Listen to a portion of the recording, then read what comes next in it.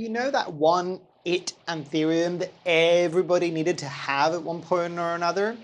Let's have a review of that plant, and I might give you some spicy takes on at least my experiences with it.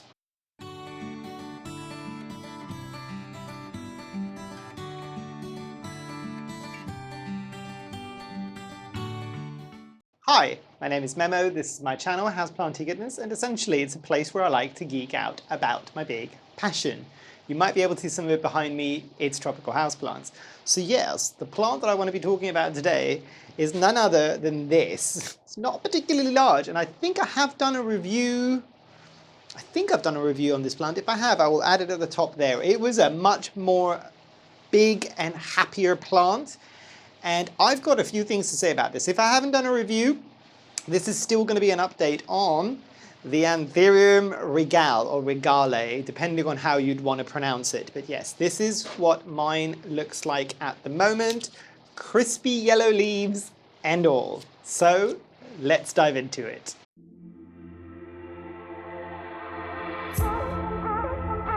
Okay, let's talk about the background of this plant, and I need to refresh my memory because it's been a while since I've had this plant. I think this was an eBay purchase. If it wasn't an eBay purchase, this might have been a purchase as an add-on with something else that I was getting. I'm not entirely sure. I have had this plant, and the video would have it on the description. I think at least 3 or 4 years, I might be wrong. So this should tell you something, that there is one leaf. There was a second one. There was a point where I'm just like, I've got 2 leaves! Because this is a plant that for a lot of people is always going to be in the single leaf club. If you are lucky, because a lot of the times it's in the no leaf club. So yeah, it was, as I said, a lot larger. I don't know if I can find a picture, or if I found the video, if it was a review, I would have linked it already. If it wasn't a review, I'll see if I can find a video of me talking about it and put it somewhere at the top there, and you can see quite how large it was. It had multiple leaves, 4, 5, 6 leaves on there. Very, very large. Ah, the downfall to barely anything. So, and I think, was it? No, I think I remember this. This was something. Was it in the pandemic that it first came to my opinion? And I got it as a chunk and it did nothing. And then I found it as a chunk with a bit of a root and a bit of a leaf, and I tried it again and that one did better. This was the original plant that put me off, really, really put me off trying to grow something like a chunk from anything like an Anthurium, because it just didn't succeed. That should tell you something. And I think that's how it came into my care. Nothing stupidly eventful, but yeah, that's how it came into my collection. I obviously saw this plant for the first time on a lot of other YouTubers' channels, and everybody was raving about how pretty it is. And don't get me wrong, it is pretty. It does get those massive leaves. That original video that I did was a stinking impressive. Absolutely did not have the space for that large of a plant. But yeah, that was the eventful way that the regale came into my collection and into my life, essentially.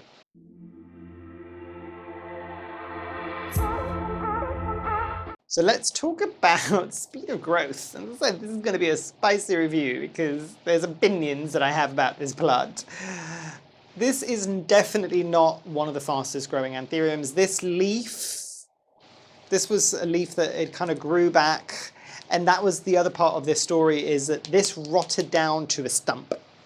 Put it in a prop box, it did better. I had no hopes for this. It did better. It then got a tiny leaf, and then the immediate next leaf was this, because the chunk was quite substantial. I think it maybe had a tiny bit of rootage left on there. This was in semi-hydro. It did well in semi-hydro, but it was very delicate balance in terms of, and I'll talk a bit more about that in the accessories and care, but it kind of did its thing and just went to nothing. I went down to 1 leaf and then to nothing. And this leaf has been on this plant for about 2-3 months now.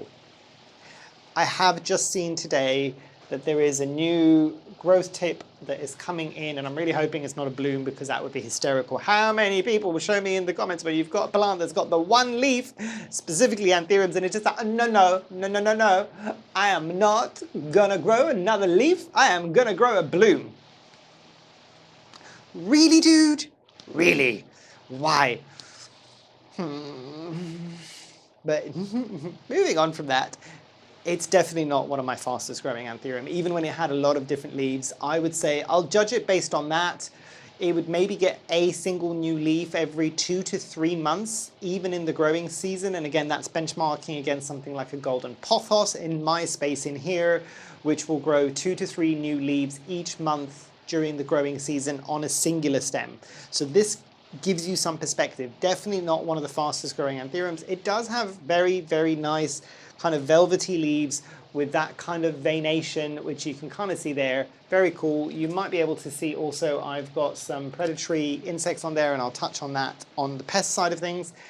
But yeah, not a particularly fast anthurium by any stretch of the imagination, let alone when it decides to go back down to 0 and go down to 1 or 0 leaves.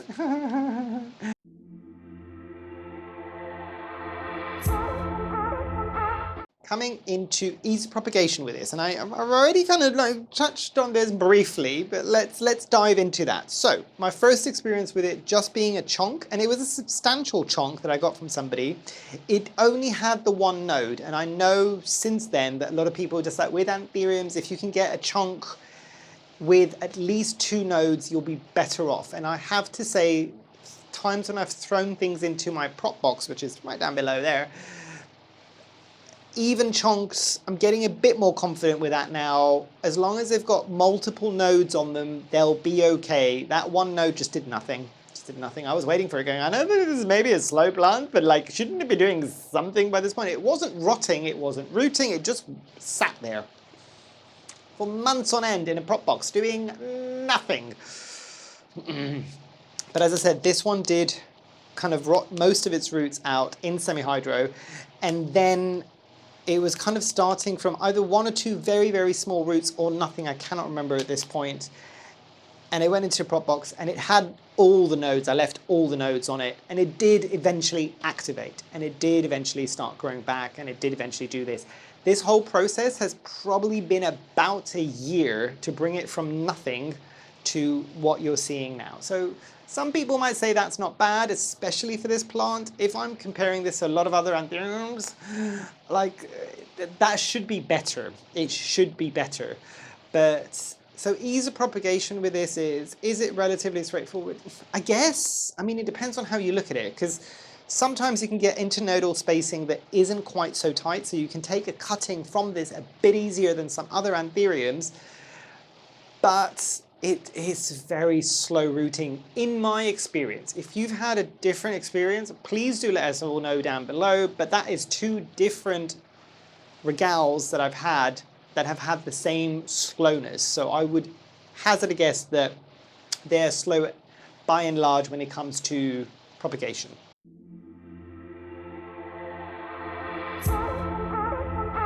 Now, availability with this one, this has become a lot more available recently.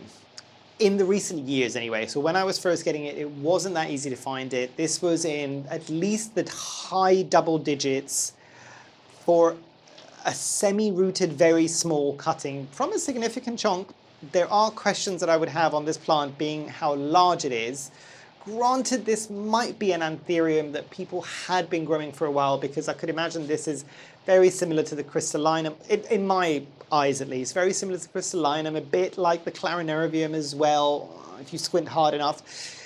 But this might have been in growers' collections, but seeing some of the stems and how thick they are, which means that those are relatively mature, established plants, whether or not some of these plants had originally entered the market through the kind of, again, I really hesitate from using the word poaching now after my interview that I did with Fraser, the botanical otter, and I'll link the video at the top there if you want to see it. It's a very interesting video. It's a very long video, but it's a very interesting video if you want to geek out from somebody who's a botanist, who's actually out in the field studying this thing, working with plant hunters that are going out in nature and getting these plants, and there's nuances there that I think a lot more people should be aware of. So please do check out that video and give it some love.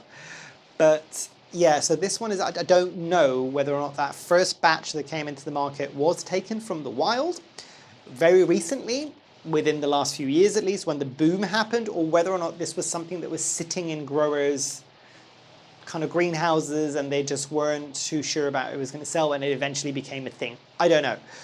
But this has come down in price considerably. I want to say it's mid double digits now, towards low double digits for something a bit more established. I don't know if it's going to get much cheaper than that, because I also don't know if there's that many people that are wanting to get this plant. I'm kind of getting the impression that I'm not the only one that has struggled with this plant, and there's probably enough content out there that people are seeing kind of going, not the easiest plant, or single leaf club and all these things, which might put some people off. Because the reality is, for me, with this plant, yes, it's slightly more interesting maybe than the crystallinum, but to be fair, crystallinum that I have, in my experience, grows so much better, so much faster. It's a lot cheaper, it's a lot easier to find, and it's a lot easier to find a bigger established plant as well. It can be a lot faster than this, and it's similar enough in its foliage that I don't know why you would necessarily choose the regale over the crystallinum, other than that whole concept of I must, the kind of Pokemon of it all is I must collect them all. I must collect all the similar looking, heart-shaped, leaved, velvety kind of Anthurium. So I don't know about that, but that's a better alternative for me. So if I was doing a this or that, oh, and I need to do some more of those videos, like this over that, at least in my opinion, I would get the crystallinum over the regale any day of the week. Any day of the week.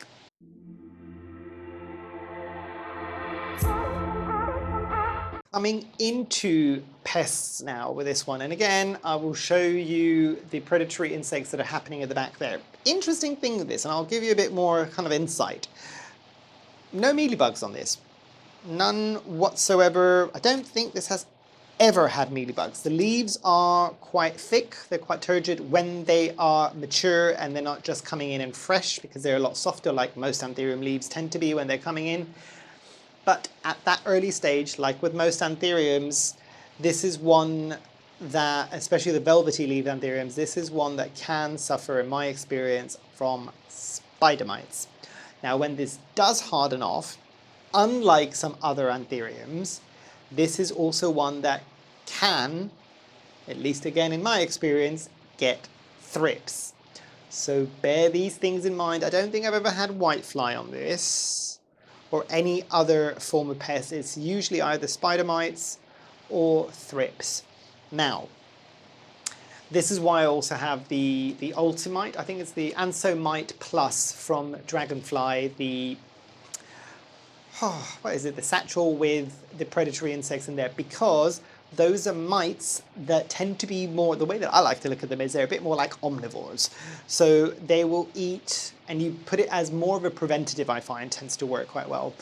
They will kind of consume the larval stage, the very, very immature stage of thrips, of spider mites, of whiteflies. So that's why I'm just like, let's put that on there. And every time I've used something like this on this plant, it's been okay. It's been absolutely okay. I do not have to worry about it at all, but I need to get that on before it has an infestation, if that makes sense. If it does get an infestation first, I need to deal with that infestation, wait for a couple of weeks like you would normally do with something like predatory insects. So whatever you've used to deal with this plant, whether it's neem or whether it's a systemic or anything like that, is kind of no longer there in those huge, huge levels, because what you end up doing if you do that and you get your predatory insects immediately after that is you will also kill your predatory insects, which you've had to find somebody who sells them, paid probably quite a bit of money to get them in, and then you kill them because you haven't timed it right. So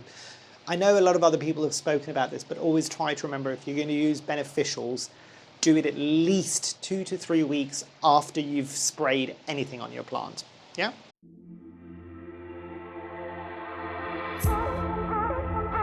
Now, coming into accessories and care for this, and I've got a lot to say about this, because obviously, as I said, this went down to Bupkis.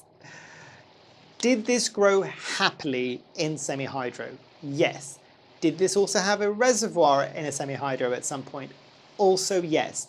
This was the plant that I learned the hard lesson that if you leave, even if something has had from the whole time from spring until the end of summer has had a water reservoir in something like pond with semi-hydro and it's been happy, and it changes over, at least here in the UK, and it changes over to that autumn and winter time, and you do not stop something like the reservoir, and this is obviously, I'm not talking about a reservoir that has a lot of water roots already within it and it's grown in and all these things. That's different. I'm talking about a plant that's just in a water reservoir where the roots haven't come out yet and started acclimating to be water roots within that water reservoir. That's different. But something like this, if you do not stop that water reservoir from being there, it will rot so quickly.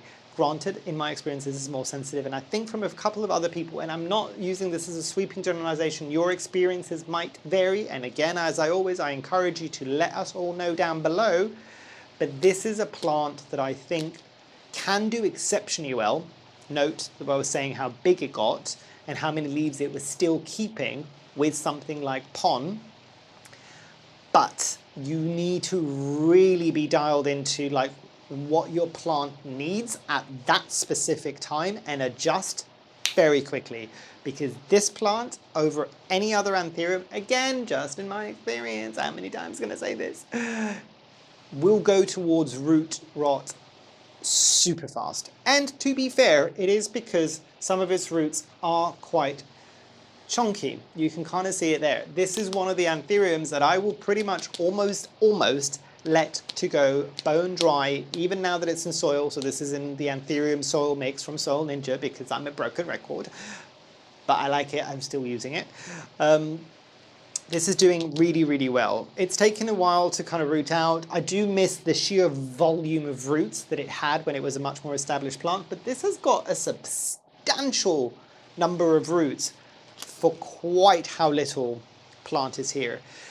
This is also another one that I would say likes more bright indirect towards more medium light. I think medium light is where this is more happy than bright indirect light.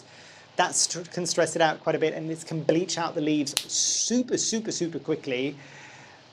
But I've also grown this in lower light conditions, which do make it even slower, and it doesn't absorb water as much as possible. Like, I'll give you an example. Even this, at this stage, with what it had, which was the 2 leaves, in the kind of early spring and winter time, this was getting watered once every 3 weeks in order for it to fully dry out. And obviously it's in a clear pot.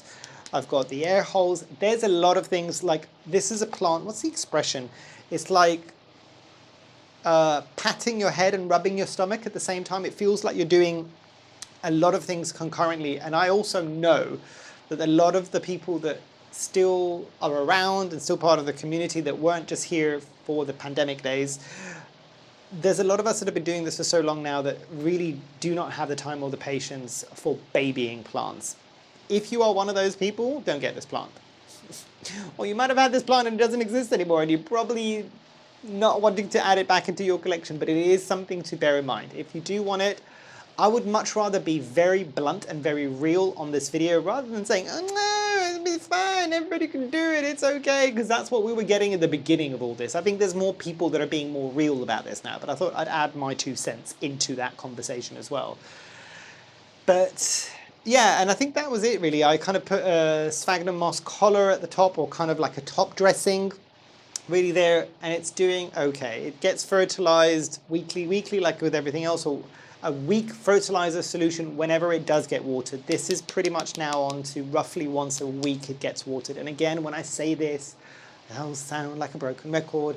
I don't mean just blindly water every week. Is every week check, and if it does need it, then water. If not, then adjust and water in a day or 2. But yeah, this is, yeah, that's everything I wanted to say about the care of this one. Does this need humidity? From what I'm seeing from other people, I've always grown this in my conservatory, so it has always had humidity with me. From what I'm seeing from other people, this is one I think that does really, really need it. Does it need it as much as something like, oh, and this is the oldest leaf now on my Queen Anthurium. I promise there's a much nicer leaf that's kind of brewing in the background at the moment, and I'll flip that plant around at some point, but not quite to the level of dramatics that you'll get from the Queen Anthurium if you don't give it semi-decent humidity, but this does need humidity. Even from my experience, when it's in a place that doesn't get as much, you'll get kind of crispiness happening.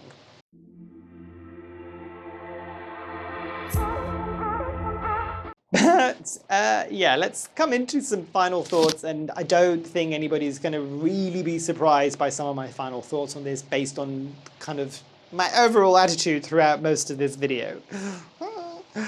So let's start with the usual one. Knowing what I know now, if I didn't own this plant, would I get this plant? Absolutely not.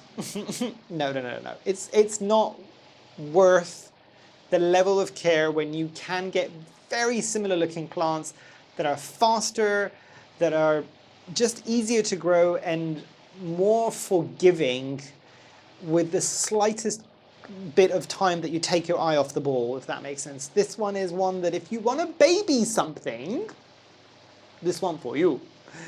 If you have other things to do with your life, this is probably not one for you. And let's come into the scoring. I'll give you my score on this one. I'll give you my score first, and I'll then give you a score to what I think would apply to more people. From a score of 0 or 1 being the worst until 10 being the best, where would I score this? A 1 or a 2? It's not a 0 or a 1. It's not an outright do not bother at all. But for me, a 1 or a 2. It's just no. Just no. It's a pretty plant. Do not get me wrong. It's a pretty plant. What you need to do to get this level of pretty, not worth it. Not worth it when you can get equally pretty plants. I will come back to the crystallinum that need a lot less fussing. A lot less fussing. Can this get absolutely ginormous? Yes, I think. And Emma Good Growing has recently been showing her one, and she's doing really well with it. She's got loads of leaves on it, and some of them are absolutely stonking huge. Yes.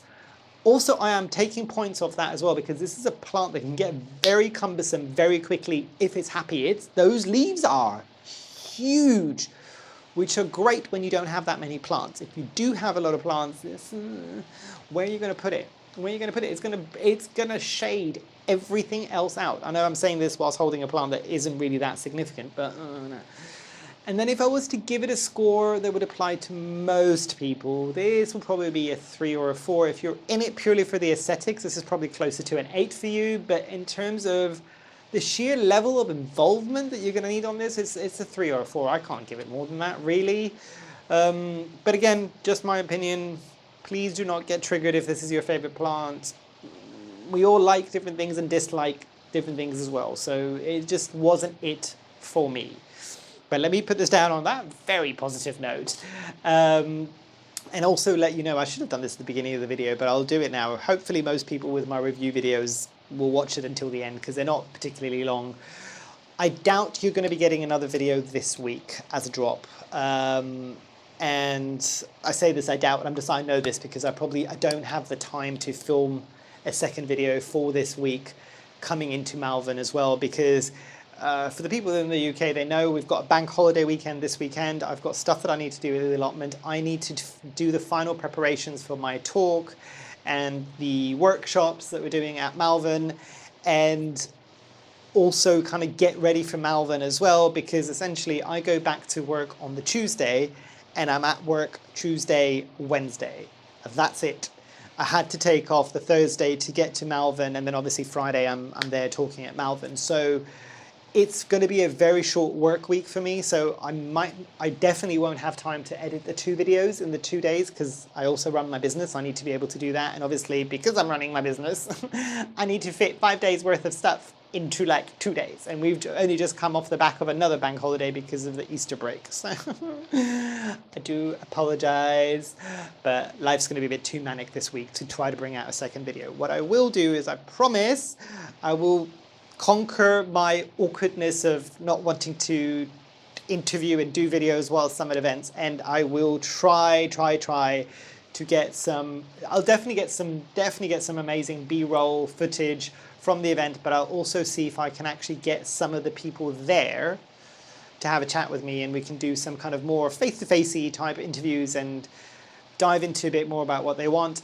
If anybody who isn't going to Malvern and they want to check out who's going to be attending, and you want me to ask them some questions, let me know in the comments down below, and I'll see if I can incorporate that in. I know quite a few of those different individuals. Obviously, a lot of us content creators are going to be there, so you might see loads of like clips or pictures of all of us together, because it's like it's our like Super Bowl. We all go and we're just like, oh my god, I haven't seen you for so long, because we don't like I don't live anywhere near a lot of the planter YouTubers that are based in or around London, so it's very rare that I get to see them as often as I would probably like. But yes, sorry, prattling on for far too long.